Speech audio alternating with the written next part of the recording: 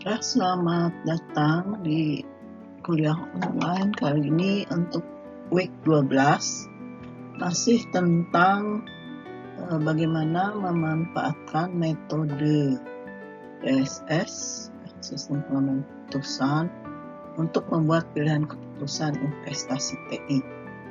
Hari ini yang kita bahas adalah tentang metode AHP.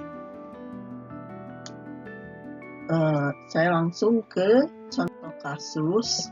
Misalkan, untuk metode AHP itu yang pertama itu perlu dilihat perbandingan berpasangan antar alternatif.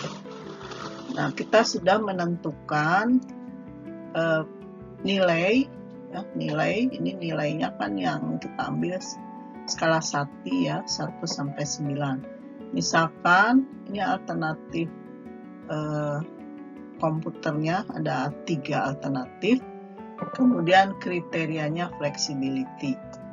Untuk komputer sistem A ini dibandingkan ya dengan komputer B dan C dalam hal kriteria flexibility.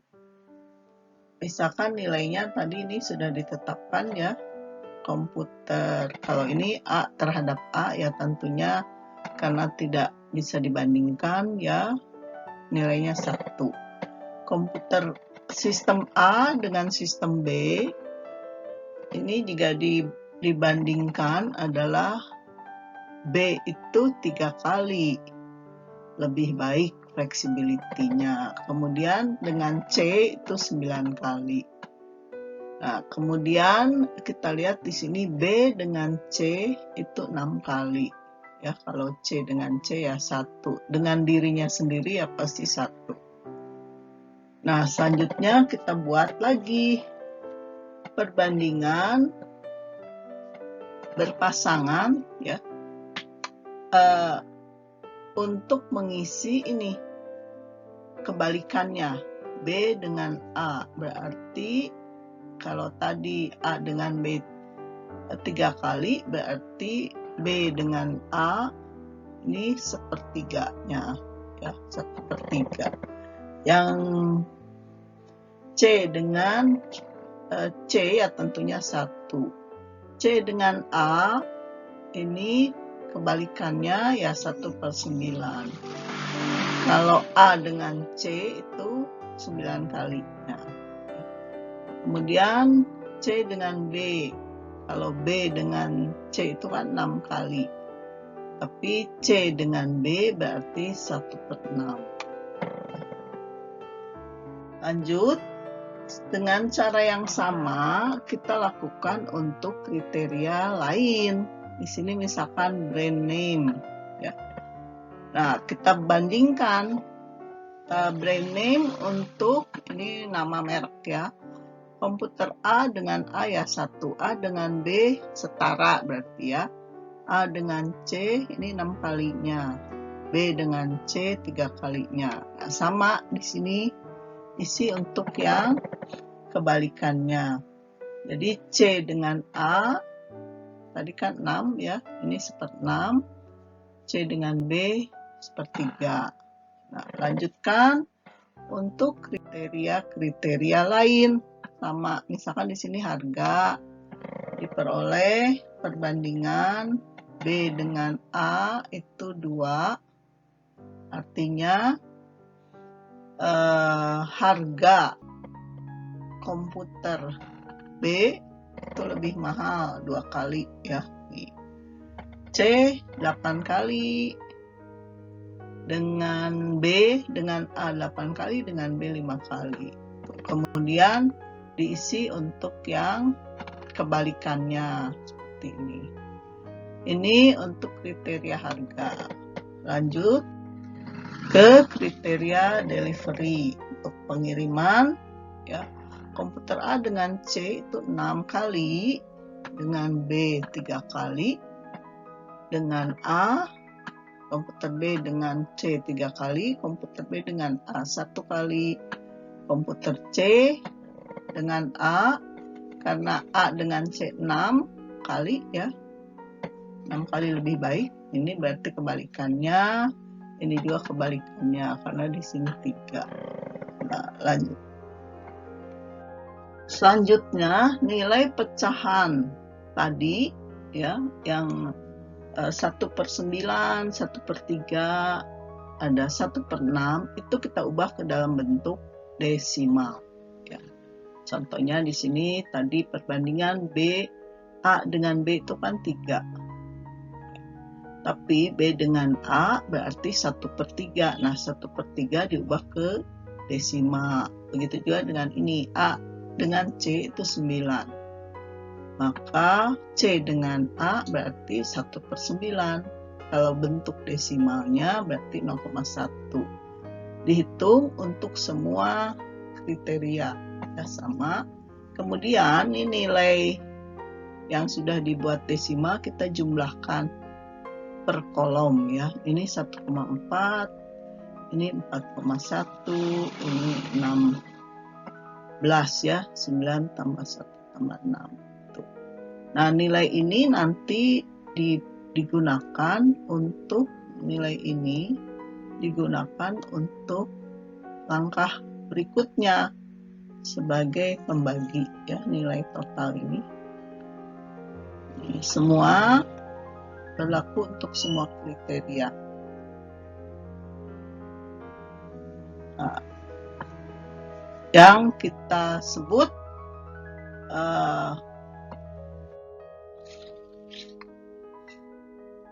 hasil dari masing-masing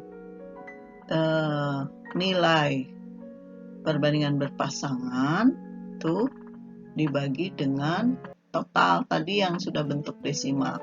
Ini diperoleh misalnya untuk kriteria flexibility itu didapat 0,6923 untuk komputer A, sistem B-nya 0,72, sistem C 0,5. Nah, untuk langkah berikutnya masing-masing kriteria ini kan sama dihitung dengan jumlah total ya. Nilai masing-masing perbandingan dibagi dengan total, tuh dihitung prioritas faktornya untuk masing-masing kriteria. Misalkan ini harga, flexibility, kemudian merek, delivery, pengiriman. Nah, nanti semuanya dihitung rata-rata ya. Nilai ini dibagi 3. Untuk komputer B, kriteria flexibility. C, ini ditambah ini, tambah ini dibagi 3. Ya. Nah, selanjutnya kita lihat matrik. Nah, selanjutnya adalah ini menghitung prioritas faktor dirata-ratakan ya. Tadi nilai masing-masing dibagi 3. Ini juga dibagi 3. Untuk setiap kriteria, ini flexibility, price, delivery, brand name. Ini diperoleh dari mana? Tadi nilai perbandingan berpasangan A ya dibagi dengan nilai totalnya. Nah, selanjutnya buat perbandingan untuk bobot faktor. Kalau tadi alternatif ya.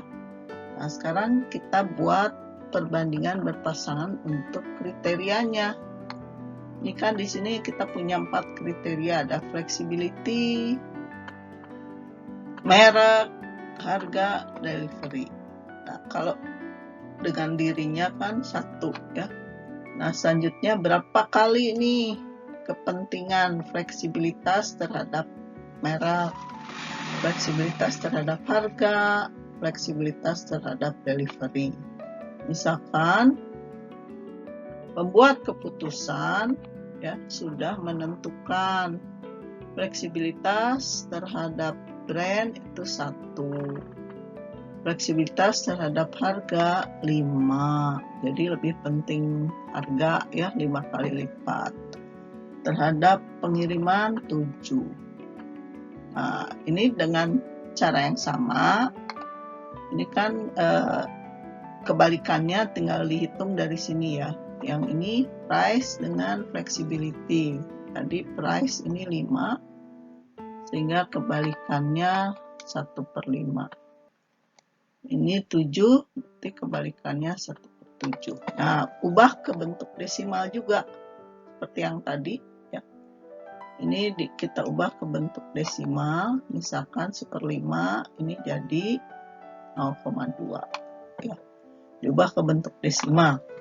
Nah, selanjutnya hitung prioritas faktor sama seperti tadi, tapi ini untuk kriteria ya. Totalnya itu diambil dari nilai total masing-masing yang sudah bentuk desimal. Jadi seperti waktu kita menghitung prioritas faktor tapi untuk alternatif ya. Ini kan kriteria. Diperoleh nilai sekian, nanti ini nilainya diperlukan untuk tahap berikutnya. Nah, karena kriteria itu kita beri bobot tadi ya, itu kalau di total nilainya harus 1. Kalau nggak 1 berarti ada kekeliruan. Kemudian untuk merek dengan flexibility 1 per totalnya. Terus ini yang desimal harga tadi 1/5 ya, bagi dengan totalnya. Ini totalnya juga sama total. Berikutnya hitung prioritas bobot faktor, sama seperti yang tadi, dijumlahkan di rata-rata bagi 4. Tapi ini untuk kriteria ya. Kalau tadi alternatif itu ada 3 pilihan kan, sistem A, sistem B, sistem C. Kriterianya ada 4, jadi bagi 4, jumlahkan bagi 4. Nah, ini nanti dipakai. Selanjutnya, jadi kita punya bobot flexibility 0,47, rename 0,33, price 0,09, delivery 0,09. Totalnya harus 1. Jadi yang berperan, yang bobot yang diutamakan itu adalah fleksibilitas ya, 47%, kemudian merek dan seterusnya. Oke, lanjut. Selanjutnya kita akan menghitung prioritas keputusan secara keseluruhan dengan cara masing-masing kriteria itu kita kan sudah hitung prioritas faktornya yang ada di tabel 20. Misalkan untuk flexibility itu adalah 0,6583. Sedangkan bobot untuk flexibility di tabel 27 itu adalah 0,4713. Sehingga prioritas keputusan secara keseluruhan untuk komputer sistem A ini diambil dari yang tabel 20 ya, dikalikan dengan bobot. Kemudian untuk komputer B yang di tabel 20 itu adalah 0,2819 dikali dengan bobot. Ini juga sama dikali dengan bobot. Nah, selanjutnya juga untuk faktor kriteria merek, harga, dan pengiriman. Nah, nilai masing-masing ini terhadap kriteria untuk masing-masing alternatif sistem ya, dijumlahkan, hasilnya ini 0,5, 0,3, dan 0,1. Selanjutnya untuk perhitungan perkalian matriks untuk vektor penjumlahan terbobot. Kita ambil misalkan faktornya fleksibilitas. Bisa diambil faktor lain juga ya. Jadi ambil aja salah satu, apakah nilainya untuk menentukan konsistensi atau enggak. Nah, yang pertama ini kita lihat nilai faktor ya, prioritas faktor itu ada dari tabel 20 kan ini. Nah ini 0,583 dikali dengan 1, ini adalah nilai perbandingan berpasangan antara komputer A, B untuk fleksibilitas. Itu ada di tabel 10 ya. Kan 1, 3, 9. Ini 0,3 yang sudah bentuk desimal. Nah, kemudian dikalikan masing-masing ya dengan nilai ini faktor prioritasnya atau prioritas faktornya 0,65, nah, dikali kemudian dijumlahkan masing-masing ini untuk satu kriteria fleksibilitas, hasil A ditambah B ditambah C, nilainya ini juga sama ya, ini 0,853 karena kita ambil flexibility terhadap antara komputer A dengan B dengan A, yaitu 0,3 ya. Ini per kolom kita ambil ini nilai A, nilai B berarti yang ini 0,28, masih dari kolom dari tabel 20 ya. Ini kan B 0,289 kita ambil dari sini, yang C kita ambil dari sini. Tuh. Didapat jumlah. Nah, selanjutnya ini kita sudah punya nilai ya di tabel 29 ini 2,0. Nah, ini tabel 29 dipakai untuk menghitung perhitungan perkalian matriks untuk vektor penjumlahan berbobot, yaitu dengan dibagi hasil prioritas faktor yang ada di tabel 20 ya.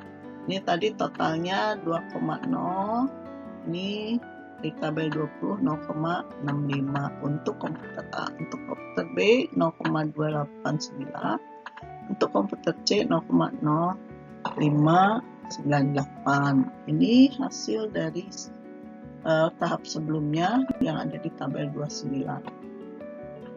Selanjutnya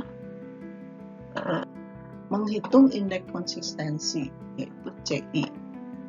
Nilai indeks konsistensi untuk menentukan bahwa perhitungan yang sudah kita lakukan mulai dari matrik berpasangan, prioritas faktor, sampai matrik perkalian untuk perhitungannya itu konsisten.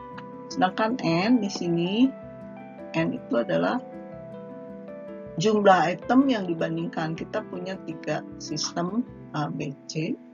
Sedangkan lambda di sini adalah nilai eigen value, itu rata-rata dari nilai vektor penjumlahan terbobot.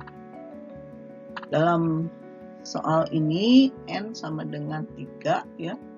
Sedangkan sistem komputer yang dibandingkan ini yang 3, sedangkan lambda-nya ini adalah perhitungan rata-rata dari yang tabel sebelumnya, tabel 30 ya. Sini N-nya banyaknya alternatif, kemudian nilai lambda-nya yaitu 3,1 ditambah 3 ditambah ini dibagi 3. Ini sebetulnya udah kelihatannya konsisten. Hasilnya adalah 0,0270. Ini sangat kecil CI-nya. Nah, selanjutnya kita hitung nilai rasio konsistensi. CI nilai indeks yang tadi sudah kita hitung. Nah, RI di sini rumusnya kan CI dibagi RI. RI adalah indeks acak random ya, random index yang diperoleh dari kumpulan statistik tabel yang dihitung pada Tabel 31. Indeks acak ini adalah statistik yang dirancang untuk mengidentifikasi variabilitas signifikan secara statistik ya dalam ukuran penilaian. Nah, untuk nilai N3 berarti ini 3, kita punya indeks randomnya 0,52. Ini jumlah N ya, alternatif. Sehingga masukkan rasio konsistensinya, CI-nya tadi 0,02070 dibagi indeks randomnya. Ya, nilai indeks acaknya 0,52. Sehingga diperoleh ini. Ini nilai rasio konsistensi itu dipakai untuk memutuskan apakah sudah konsisten atau tidak ya hasil. Nah, bagaimana hasil perhitungan CR tadi konsistensi rasio untuk kasus ini ya.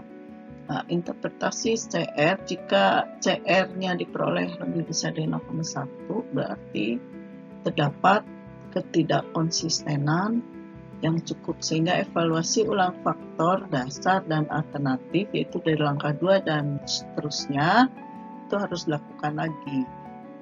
Tapi untuk nilai CR yang kurang atau sama dengan 0,1, peringkat pengambil keputusan relatif konsisten dan metode AHP bisa digunakan untuk mengambil keputusan.